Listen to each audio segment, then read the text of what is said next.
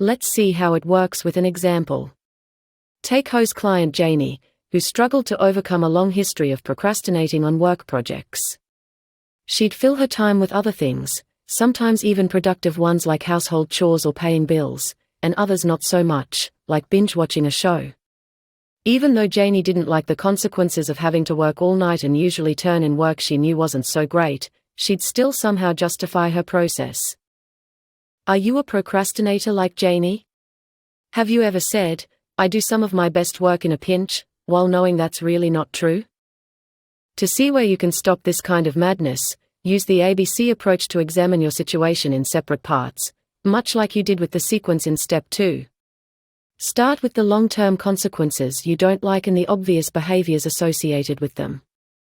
Look closer to find the behaviors that bring satisfaction only for the moment, like eating one more cookie or binge-watching a show. Then move to the antecedents.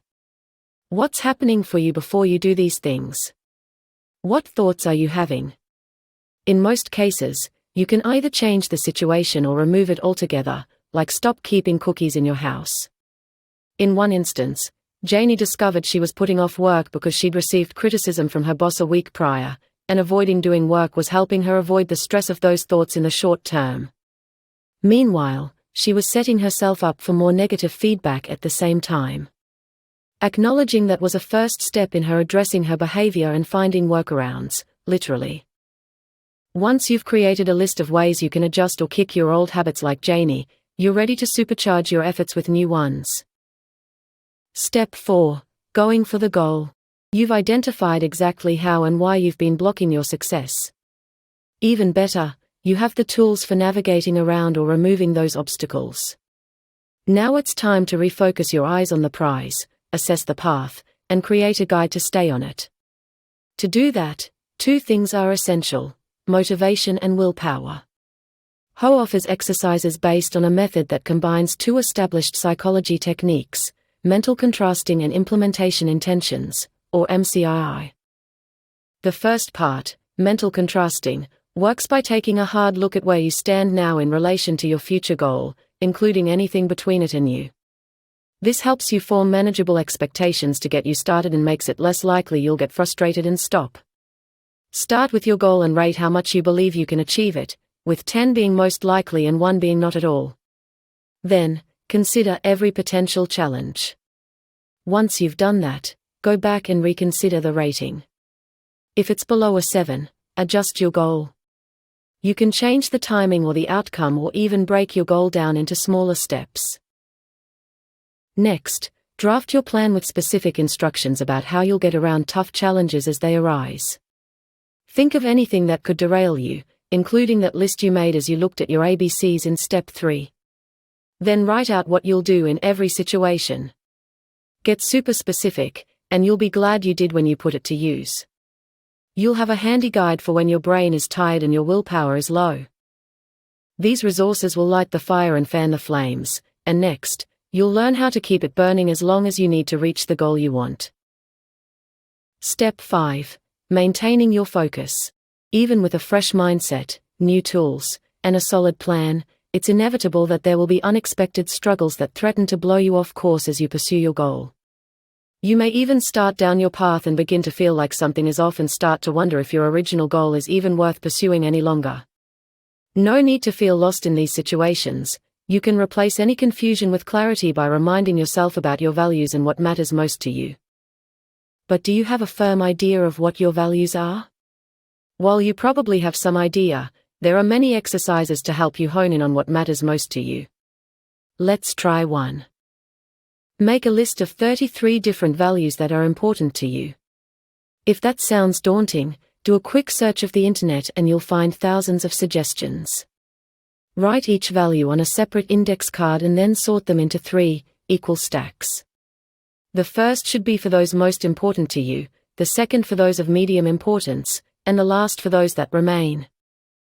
Now that you have your top 11, whittle it down to 7 for this next exercise that helps you keep your values top of mind as you go about your life.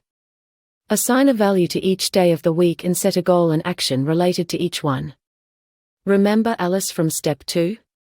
One of her values is curiosity. so she assigned it to a day with the goal of giving someone a second chance after an unremarkable first date. Who knows? Alice's curiosity could lead to a much better second date that leads to a lifetime of love. Intentionally taking actions that align with your values will keep pushing you toward your bigger goal. So, are you ready for the last step? Step 6. Crafting a visual plan. For this last step, grab all your notes, a poster board, and a Sharpie. You're going to draw what Ho calls a blueprint for change. First, give it a title and then draw 5 boxes in a row across the top, filling them with your top 5 values.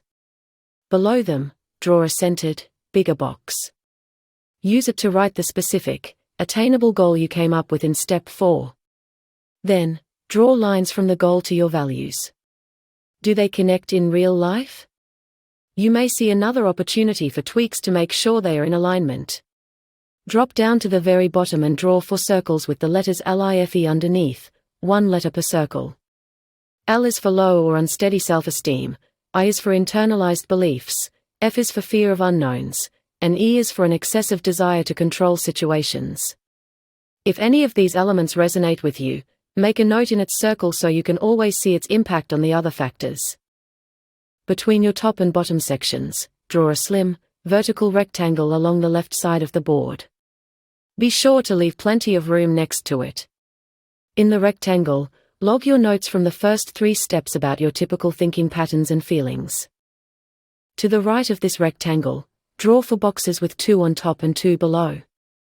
In the first row and box, write your plans for getting around challenges from step 4. In the box next to it, write the new consequences that come from following those plans. In those last 2 boxes, note your old behaviors and old consequences. Now, connect it all by drawing arrows from the slim rectangle to all 4 boxes. Finally, take some satisfaction in drawing only 1 arrow linking your new consequences to the big goal box. The result will tie together all the work you've done and give you a clear visual you can return to any time you need reinforcement. If you struggle with self-defeating behaviors, you can win the battle with yourself by following a 6-step process. It begins with becoming aware of thought patterns, shutting down triggers, and changing unwanted habits by examining and adjusting the situations around them. That makes room to create new behaviors and routines that clear the path toward your goals. Practices to build motivation and willpower ensure you stay on course to reach success. Alignment with core values and creating a visual plan will sustain that success.